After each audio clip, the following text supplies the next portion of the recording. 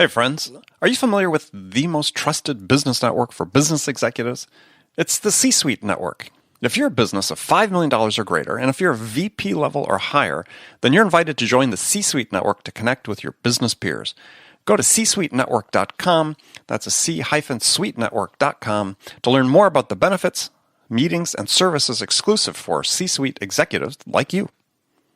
Okay, let's do the show.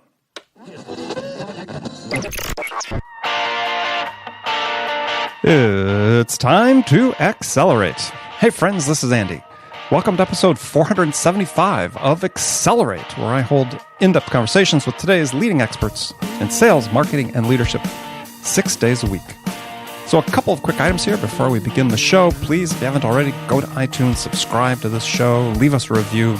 We'd love to hear from you. And if you have any suggestions about topics or guests that you'd like me to feature or on Accelerate, an upcoming episode, then please send me a note at acceleratefm@gmail.com. That's acceleratefm@gmail.com. Now, if you're looking for new ideas about how to amp up your sales, then you need to get my free ebook titled How to Spark a Sales Turnaround. You can go to accelerate.fm/spark. That's spark as in SPARK. It's based on my interviews with over 300 sales experts on the show about how they would boost their sales. And I've compiled the recommendations into a practical step-by-step playbook that you can use to accelerate your sales today. So don't wait. Go to accelerate.fm/spark to get your free copy of How to Spark a Sales Turnaround. So joining me on Accelerate today for a second time is Peter Winick. Peter is the founder and CEO of Thought Leadership Leverage. And Peter's built this really interesting company that enables thought leaders, authors, gurus, whoever, to monetize what they know, their knowledge, through books, keynote speaking, training services, products consulting, and so on. He's worked with a number of really high-profile people whose names you'd recognize. It's less high-profile people, such as myself, actually. So the topic we're going to talk about today is personal branding. You know, it's not just for the authors. It's just not just for the well-known business people. It's for all of us. For anybody in sales, anybody who's customer-facing, we got to pay attention to our personal brand. So we're going to talk with Peter about that today. Peter Winick, welcome back to Accelerate. Hey, thanks for having me. Good to be back. Yeah. We live so close and we never see each other. Exactly. Or at least part of the time we live so close. So, tell us a little bit about Thought Leadership Leverage. I mean, for people that maybe didn't hear the first episode that you were on way back in the day, over a year ago. So tell us a little bit about what you do. Yeah, so Thought Leadership Leverage is a boutique consulting firm. We work exclusively with authors, thought leaders, and speakers that have content that has, typically it's an obvious business application. Sometimes it's a tad less than obvious. We build strategies, we build brands and platforms, we build products and solutions, and we build business for our clients. All right. Very simple. And straightforward. And I said people would recognize a lot of the people that you do work for, have done work for. So what I wanted to get in today, sort of leveraging off what you do, is there's a lot of attention being paid these days to this whole idea about personal branding. You know, it's important for sales professionals, the sales managers, virtually anybody, right? That has is in business and perhaps has certainly a presence in terms of dealing with the outside world. Personal branding becomes real important. But as I've interviewed people about this and we've talked about it, it seems like something is missing in the conversation, which to me is what I brand sort of this idea of influence, right? And to me, personal branding seems a little bit like window dressing, but what's missing is the attention to why somebody should talk to you. Why are you credible? Yep. What's the influence you exert? And so I just want to get your take on that. Yeah, so I think if you go back in your, I don't know, it would be history books, but 20 years when sort of the personal branding movement or wave came out, you know, you're going back to the Fast Company and Tom Peters and a brand called You. And I think the concept there was stand out from the pack. Right? Be a little bit different. Don't be a cog in the wheel. How do you get others to notice you? But primarily within the confines of a corporate environment, right? So look to your left at the cube and look to your right in your cube. How do you stand out a little bit? So some of the attributes of a personal brand might be you're reliable, or you're someone I could count on, or you've always got a fun story to tell, or whatever the case may be. And I'm not anti personal brand, nor do I think you are. But I think it's sort of table stakes today, and I don't think it's enough to differentiate, given that if you look at where we are now versus where we were 20 years ago, I used to anxiously await the monthly arrival of my big, thick, fast company magazine on my desk once a month. I don't know what I wait for once a month anymore. It's other than bills from American Express, but right. It's now, it's immediate gratification. It's so to your point, influence, or I would probably use the term thought leadership is a way to enhance personal branding. So again, you could do all the personal branding you want, but what do you want your brand to be? And I always default towards thought leadership and say, what is it that you've got a perspective on that you can share with others that will benefit them in what they do personally or professionally? Yeah, I was trying to sort of stay away from that term just because I think too many letters in it, perhaps. But it sounds more intimidating, right? I mean, hopefully people understand the concept of influence is because that's ultimately your job. If you're out marketing or selling, is you're trying to reach the customer at those moments where they're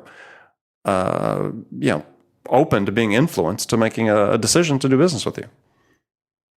Yeah, no. I think that's right, and I think it's somewhere between influence and thought leadership and differentiation, right? So influence doesn't come from deploying sort of these old school tactics of how do I manipulate Andy to do something that he doesn't want to do. Influence in my mind, how do I get Andy to do something that he does want to do, but maybe not at the pace that he would have done it without my doing something to prod him along the way in a positive way. It's not about manipulation, and it's not about taking advantage, but it's just that little bit of horse whispering, a little bit of persuasion, a little nudge, if you will. But you were going to go there directionally anyway, maybe against your timetable, against my timetable. Right. So if you look at somebody from personal branding these days, you said table stakes. I think that's true, but it's interesting how much attention is being paid to it now. And again, multiple books being published in the last year, some very recently. I've had guests on the show. We've talked about it that focus on this. And so I wonder what's sort of out there that is making this, we'll start with the personal brand, is making that urgent again. So my belief on that is let's first put out that your personal brand could be good or bad, right? Or positive or negative, or smart or stupid. I think there are now at everybody's fingertips lots and lots of tools, from your iPhone to your camera, your camera in your phone, video, to all the social platforms that make the perception that it's really easy to have a personal brand. Let me just go on Instagram 38 times a day, and let me go Facebook Live every 5 minutes, and do that at the click of a button. That being said, if I wasn't sure you have nothing to say and you're saying a lot of nothing, you've confirmed my suspicions. So I think there's a risk of having access to all these things to broadcast mediocrity. I think that's where the thoughtfulness comes in, to say, yeah, okay, great. So we're blessed that we live at a time where it's never been easier, quicker, faster, cheaper to get thoughts out there and and influence others in your language, Andy. But am I really putting things out there that are representative of what I'd like people to believe about me, to think about me, to say about me when I'm not in a room? People might, do you want the term narcissism looked at? Do you want people saying, does anybody really care that Peter had a turkey sandwich for lunch today because he felt the need to broadcast that on 3 platforms? And I'd say, yeah, that's kind of narcissistic or egocentric. So I think when it comes to influence, my personal belief is every time you have a touch point from me, how am I influencing you inside of a lane that I've chosen to be my lane of influence? So, right, I might have an opinion on a glass of Cabernet, but I'm not a wine expert, right? So it doesn't really matter if I'm sharing with you that I had this lovely glass of Cabernet, because that's not what people are coming to me for. So how do you keep it sort of in your lane and in your domain and your expertise to say, yeah, I'm influenced. So for example, you, Andy, you influence me and lots of others, all things sales, right? Mm-hmm. So I know you personally, that you swim and you run, and there's all these other, you bike ride across Europe. That's cool. And we've talked about that personally as friends. But, if you just started randomly putting all that stuff out there in a non-organized way, I'm going to sort of get confused around what is Andy really about? Is it sale? Is it 1 part sales, 2 part biking, 3 part, traveling through Europe? I don't know. I'm getting confused. You forgot the gin and vermouth. Yeah, exactly. Yeah. So, it raises an interesting question, though, because certainly some of the advice that people get about building their personal brand online, and we're saying, let's sort of say that's sort of a precursor to establishing influence, is that they need to show more of themselves personally. That this day and age requires that people see the human behind whomever's providing advice. Yeah, so I think not, having the courage to have a little transparency and to be human is great.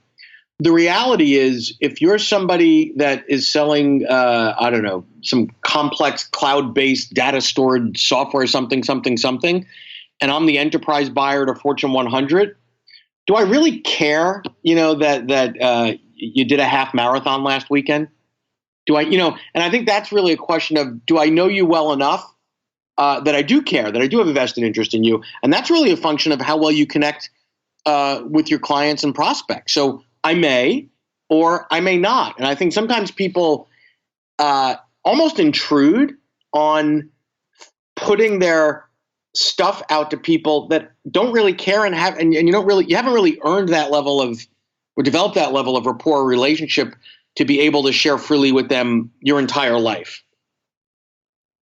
And so is one of the, okay. I mean, and it raises a thought, as I think about that is let's say, sales professional, just in general, as you said, give the example, selling a complex enterprise software SaaS offering to a Fortune 100.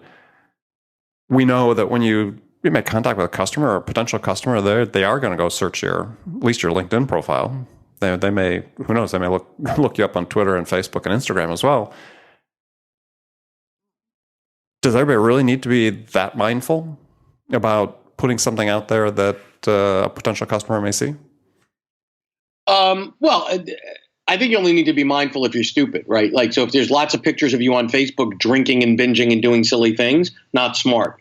I think the difference the point that I was trying to make, there's a difference between having elements of your life out there for people to find in a pull down, right? So if I'm researching on you, Andy, or anybody, and find things on Facebook, that's kind of cool. That's different than you pushing it on me. Mm-hmm. Okay. And I think that's the difference. Got it. So if you're not doing anything you're embarrassed of or is shameful or silly or highly controversial, sure, put it out there. It doesn't mean you should push it to me. Right. Okay. Well, that's good advice. So let's sort of take that then as the platform and say, okay, personal brand, table stakes. Be careful. Be mindful of what you're communicating. So now one of the real issues is we get to this idea of influence, thought leadership. And some people, very strong on either side of the equation in terms of should individual sales professionals be, what's their role in terms of like creating content, creating something unique about themselves, in terms of what they think, what they feel, their passions relative to the business they're in. Yeah, so I think there's actually a spectrum there. So I think you have, and the spectrum is really dictated at the organizational or enterprise level, or at least the perception is, right? So there's some companies that say, you're a robot, you're salesperson number 982, and here is all the body of content that you should feel free to publish and push out there to develop your influence. And by the way, everybody's is the same. So there's no differentiation, right? So this is the corporate approved, propaganda might be too strong of a word, but these are the things that we approve. And actually, we've got somebody in marketing that curates articles that you can all push out, whatever. But it's all the same vanilla ice cream, right? That's one end of the spectrum, a very controlled communication message. Mm-hmm. And sometimes that's from a culture of a company. Other times it's a compliance regulatory issue, right? Like in financial services or sure. pharmaceuticals or something like that. So there's constraints that we have in certain industries. The other end of the spectrum is really the free for all, where the organization basically says, "Hey, do whatever you want. All good. We trust you. You're adults. You're smart. You're not going to do anything stupid. Do whatever you want." Then the question becomes, it's a little more fun. It's a little more creative. What do you choose to put out in the world to gain influence, right? So industry news could be interesting. Analysis is interesting. I think one of the ways to gain influence today, I think there's two primary ways to do it that don't require boatloads of time. Number one is not just sharing information. That's sort of, people always do that, right? "Hey, Andy, I read this great article, thought you might like it." Okay, that's sort of cool. The level above that is, "Andy, I read this great article and thought you might like it. And by the way, here's 3 things that came to my mind when I read it as it relates to what we were discussing last Tuesday around your business."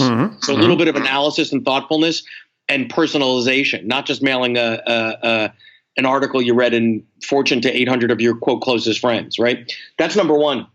Number two is original thoughts, original content, if you will, right? So either commentary or analysis on a thoughtful piece that's in a respectable publication of sorts, or original thoughts that you have. It could be, "Hey, Andy, I know you're in the same industry that I'm in. I went to this conference last week, and I heard 3 people speak, and here's a couple of things that I took away from it that I thought might be of interest to you based on, our history and what I know you're working on, blah, blah, blah." That's interesting. So be thoughtful, customize it, and put the effort in to make it the receiver go, "Wow, it was really nice of Andy to think about me and put that together. And wow, his insight's pretty good. I'm looking forward to the next time he sends me something, because then Andy's a pretty smart fellow." Yeah, and in that, because I use that exact same framework, is you're not actually asking for anything. You're just sharing at that point. Right. Exactly. And that's the thing that I think is hard for salespeople. It's sort of when we talk about behavior change and habits and formation and so on, is there's this trigger that salespeople have been trained to sort of respond to, which is contacting a customer. And when I contact a customer, that triggers me to say, I need to ask for something. And really, the behavior change is when you get that trigger of contacting a customer, is that you provide them something. You be of service to them. You share something with them. Yeah, no, if every time I hear your name or see it come up on my cell or my email and you're asking me for something, I'm not looking forward to that as much as if, 6 or 8 times out of 10, you're giving me something that's just interesting or a value to me, or I could apply to my world. Then I'm way more likely to take your call, right? But I think that comes from a place of generosity, and I think that's really a mindset that you have to live by. Yeah, well, I think it's a habit. Right? I think that this is so, if you're a sales rep, you're not making proactive calls to a customer. And you've got to hit you got to make so many contacts. You're trying to build, pipeline. Yep. You really need to start factoring into your process that, look, I may have 2 or 3 touches before I ask them anything. Well, and then the other side of that coin, Andy, is and you've probably experienced this as well, is, wow, you're the nicest guy in the world, and you're so responsive, and you're so thoughtful, and blah, blah, blah. Now here we are 12 days after I've signed the contract, and wow, I guess Andy doesn't like me anymore, right? And here I am 2 months, so we're post-transaction, and there's not an immediate transaction hanging out there. And all of a sudden my phone stops ringing, and all of a sudden I don't get any more emails. That's a great opportunity to continue to build and develop and strengthen the relationship through influence without any preconceived notion of there's a direct something in it for me right now. That's playing the long game versus the short game. And I think a lot of salespeople today, because they're compensated on a quarterly basis, forget that business is a long game. And I don't know how many quarters you and I have known each other, because I don't think in those terms, but it's like, a lot. Yes.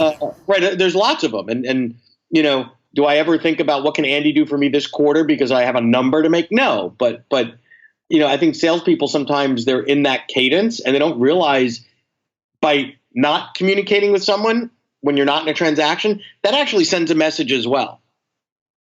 Yeah. Well, I think a lot of people, and this is, I think, sort of central to this issue, is that salespeople sort of think that, a lot of that's being done by our content marketing, right? That by the time this lead gets to me, if it's, coming through a marketing, it's a sales qualified lead. Yeah, they sort of gotten all that. No, this is talking about you and your relationship, you as a sales professional, your relationship, I'll call it a relationship, your relationship with the buyer. Yeah, so you are the key person right now. It's been transitioned to you. It's your influence that's really important if you are able to establish it. That starts again with sharing. It's not like, okay, we've done all the sharing we need to do with this guy. Now it's right down to it. Let's ask, fall into discovery, and it may not work that way. And it may not be to your advantage to work that way. Yeah, and I've never met a buyer that thinks of themselves in the language that a seller does, right? Nobody wakes up today and say, today I'm Andy's prospect. Today I'm Andy's warm lead. I'm his sales qualified lead. Yeah, I'm his sales qualified lead. That's how I self-identify today. I am his influencer today. But as sales professionals, we put those labels on people, and words are important. If I only think of Andy as a prospect or a warm lead, you never become a colleague, a friend, or someone that might respect me or admire me, and that becomes a self-fulfilling prophecy. That's not a good thing. Yeah, well, I mean, you realize foreclose the at that point you foreclose the ability to have any sort of, relationship, if you will, that will lead to an order, and use relationship in sort of a broader context. There, it's not like you're developing a close personal friendship. Yep. And I think, to your point of influence, one of the things to be thinking about is in sharing something or some analysis or whatever, you're doing what personal branding promised to do 20 years ago, which is differentiate yourself. But the stakes are much higher today because the scarcest resource that most people have today is not money, it's their time. Right? Exactly. So if you can give me an idea or a thought, and it saved me time of going to an event or reading a whole bunch of things, that's incredibly valuable to me today. And what that means is I'm going to be way more apt to want to put you in front of people that I admire and respect because you provided value to me outside of what I expected. I mean, doing what you say you're going to do in the time frame that you said it, that's your job, right? Influencing me is above and beyond your job to create that stickiness and differentiation, which was, again, some of the core principles of personal branding are embedded in this influence concept, but the stakes are higher and it's a different game today. Yeah, so I think if we get down to sort of specific tactics on some of this is you talked about don't just share something with original content around it, right? Here are 3 points that I think are really interesting that we should discuss. I rarely see that. I get tons of inbound emails all the time. Rarely see that, and that's one of my strong recommendations. I mean, my standard standard training includes that. Yeah. Similarly, is go comment on places. If you see somebody sharing something on LinkedIn, and increasingly, people aren't seeing the discussions in the discussion groups. You're seeing them, in the main threads. Is right. People coming out and posing questions. Well, see one that's interesting, respond to it. Say something original. Put your perspective out there. And that's a great point, Andy, because sometimes people they lack the confidence, they're afraid, it's an unknown to sort of, quote, publish original content.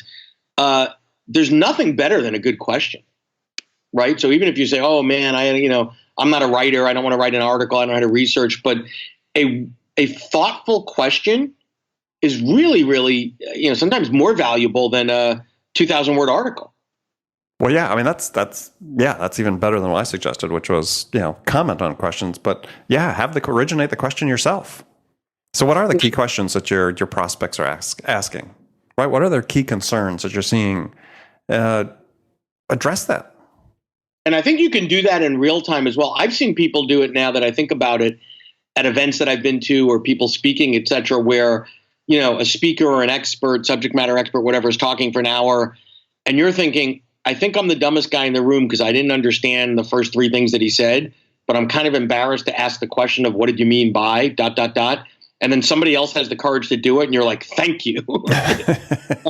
So if you didn't get it, either you are the dumbest guy in the room, which is typically not the case for most of us, or other people didn't. It's an opportunity for you to ask the question that other people will go, wow, I'm really glad Andy asked that because I was sort of thinking about it, or I was thinking about it. But hey, thanks for asking that. That's another way to sort of get some or develop some influence. Yeah, and I think that the key to this, and you brought this up, is if you're going to participate, start building your influence, is you have to sort of let go of your anxieties about the fact that some people may not agree with you. Now, I can speak for this, and you know this, Peter. I mean, as an author, I've written a couple books and speak in public all the time. And when you first start doing it, your biggest fear is that someone is going to disagree with you and tell you that. And then you find out that really, unlike some sites you could be on online where people revel in calling you an idiot, by and large, my experience has been in business, on LinkedIn for sure. That's not a forum where people are going to attack you in that way. No, I mean, I think that's the days of Yahoo chat boards or whatever from the Stone Age, where you had a bunch of whatever Dungeons and Dragons playing folks that lived in their mom's basement that grew internet balls that thought it was proper etiquette to just belittle people or something. People typically don't do that in a professional forum. I could disagree with you. I could disagree with you with the utmost respect and still think you're smart and thoughtful. But I think there's more decorum, on LinkedIn and forums, and it makes whoever's doing that look like a dodo bird. Yeah, but I mean, you have to exactly, and you have to have the courage a little bit just to, drop the anxieties. And that first comment you leave, or that first question that you post, or the first time you send an article to a prospect and put your own perspective on it. If they don't agree, they don't agree. That's okay. That's an occasion for a discussion. Yeah, no. And if you're filtering things or doing your own editing and say, oh man, I have to please everybody or everybody has to agree, then it probably isn't a thought worth sharing, right? I mean, it should either, right. Give me to think in a way I didn't think, or even if I disagree with you, by disagreeing with you, you're forcing me to challenge some of my thoughts, which is incredibly valuable.